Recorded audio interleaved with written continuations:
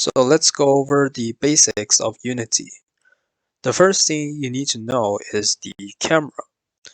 Essentially, the camera is a box that defines an area that will be displayed to the player. For instance, if the camera is, for example,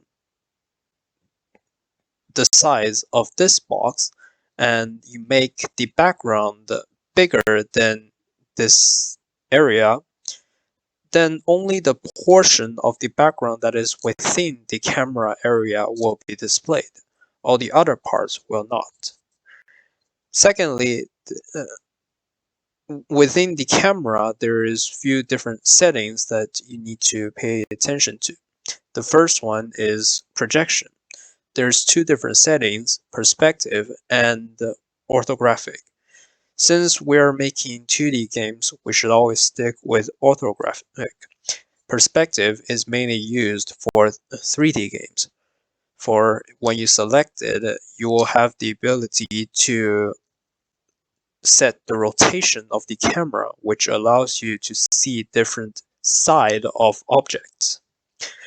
And then another setting is the size of the camera, which you can make the display area bigger or smaller. Now, the second thing inside Unity that is very important is the game object. To put it simple, game objects are empty boxes that hold different parts, which build up different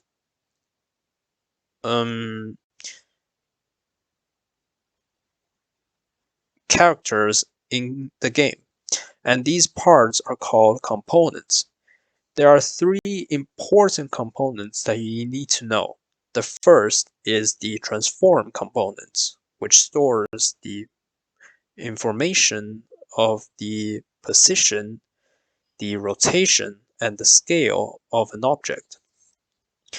The second one is the sprite renderer, which is what actually makes different arts or shapes show up on the screen.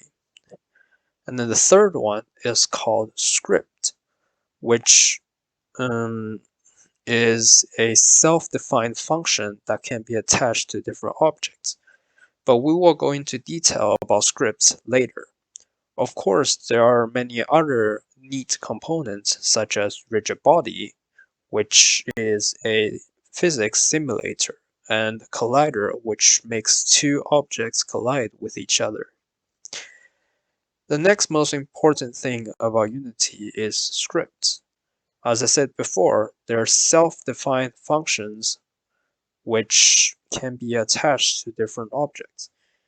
In scripts, there are three main functions that you need to know: start, update, and fix update. So start will only run any code that is between these two curly brackets once at the start of the function.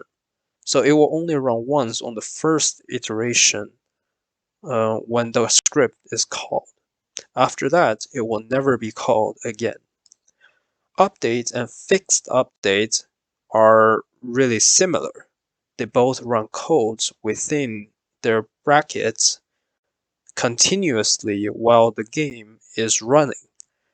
The only difference between the two is that fixed update will always run at a fixed frame rate, which is 60 frames per second, while update will run at the maximum frame rate that your computer can run.